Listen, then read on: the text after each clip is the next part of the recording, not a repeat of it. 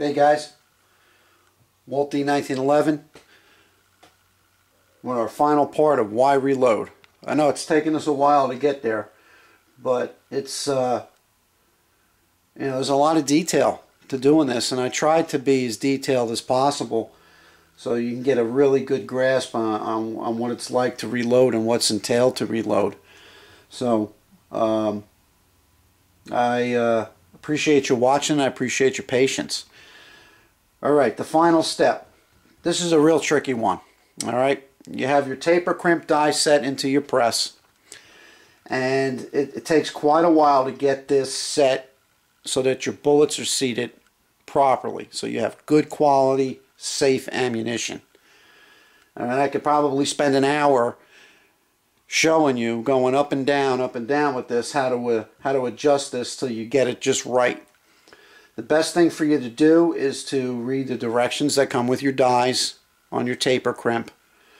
Refer to your manual or refer to the ABCs of reloading if you choose to purchase that, which is what I did way back when I started. So, and I mentioned that in the first video. That's probably a really good reference for you. A couple little tips when you're trying to adjust this die. Take some of your deprimed and resized cases and don't put any primers or powder in it.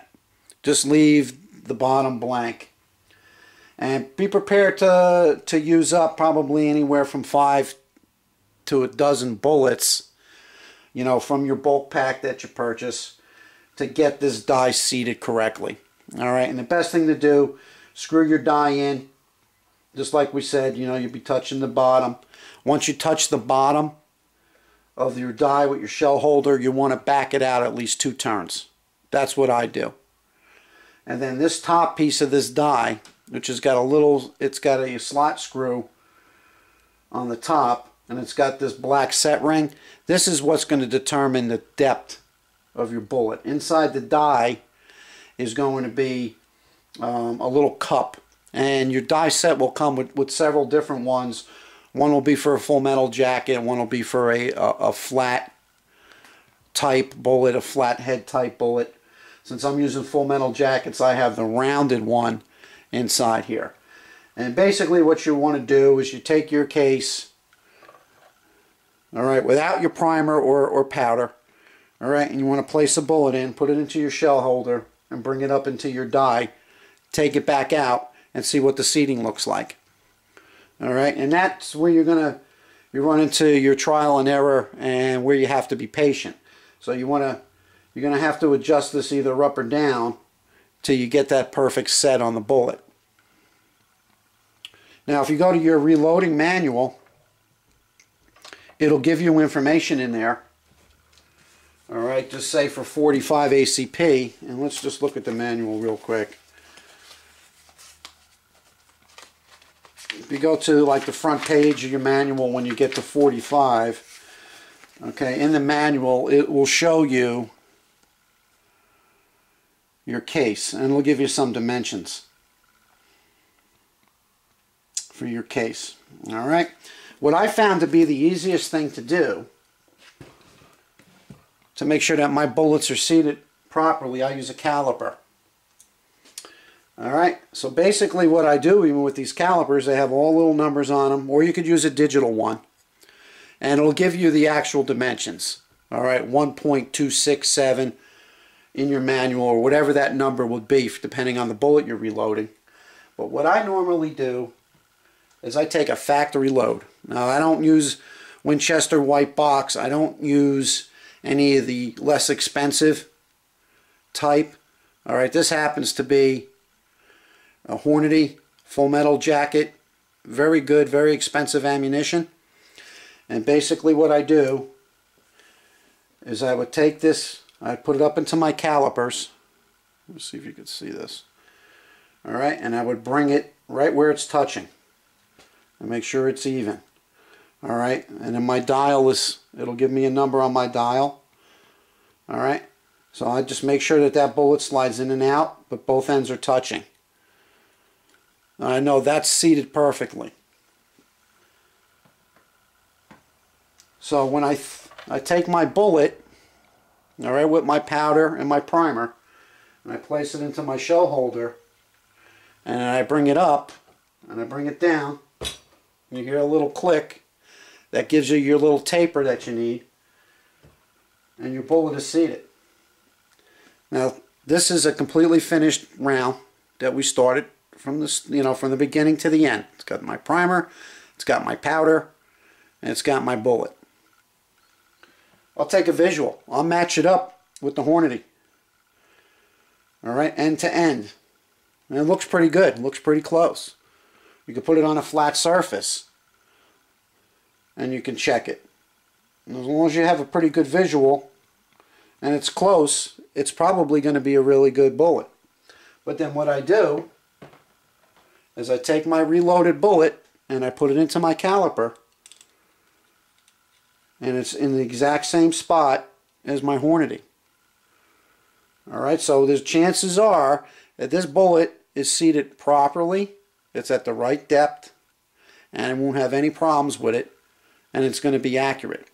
Now another little way you can check to make sure that you have the correct depth is you could take a magazine. Alright, if it's a 45 ACP, if you're shooting a 1911, these are Wilson Combat. Alright, this is an 8-round magazine.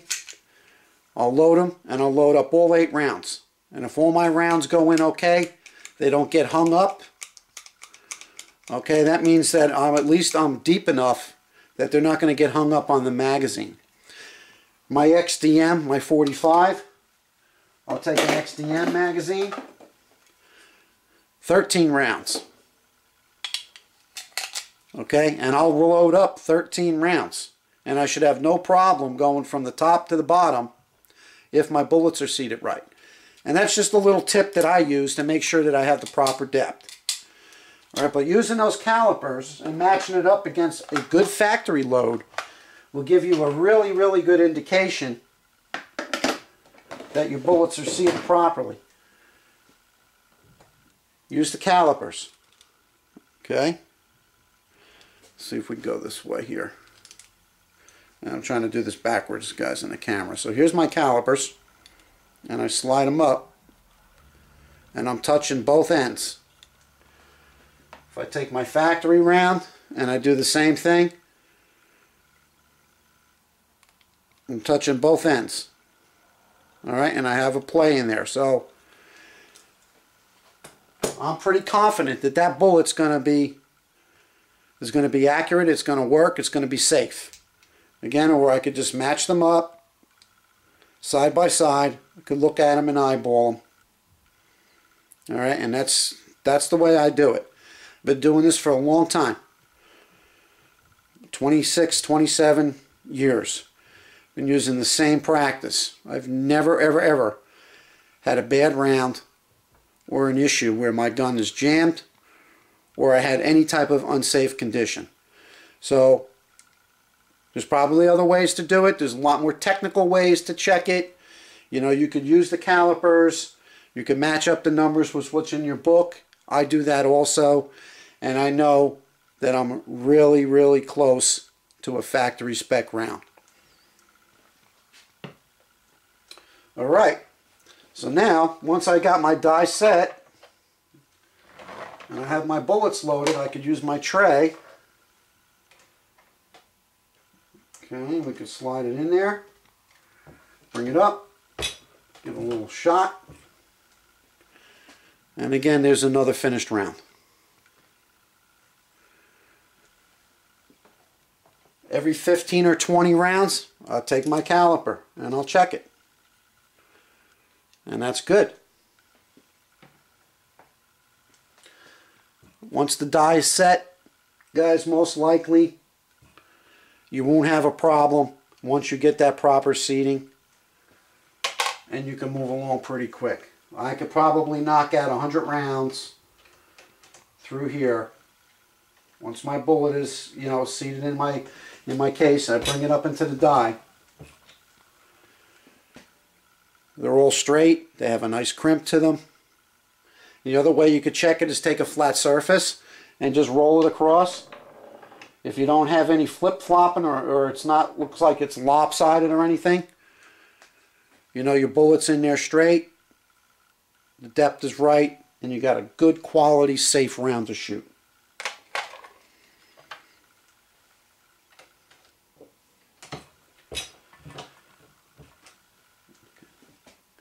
And once you get these all loaded up, take them out to the range, and then you could adjust your powder charges to see what's more accurate, and that's where the fun comes in for me.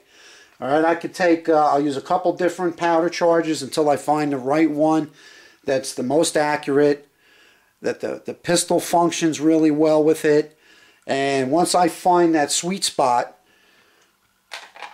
that's what I would normally set my powder measure for, and then I'll go ahead and I'll load all my rounds to that specific powder and that specific charge.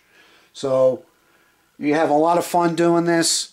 Guys, if you take your time and you do it safely, it's a very rewarding hobby.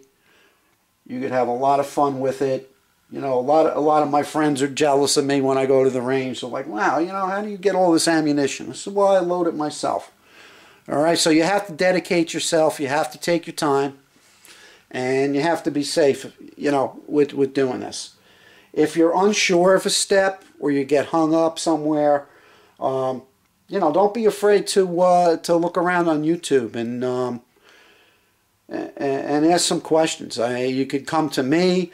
I could try to help you, and there's a lot of other guys out there a lot more experienced than me that have been doing this a lot longer, that I'm sure will be glad to help you. I'm far from any expert when it comes to this. I only tried to go through and tell you guys how I do it, and the only thing I could tell you without a doubt is that I've never ever had any problems with my reloads. Never had any squib loads, never had any double charge cases. My bullets are very accurate. They function in my pistol, so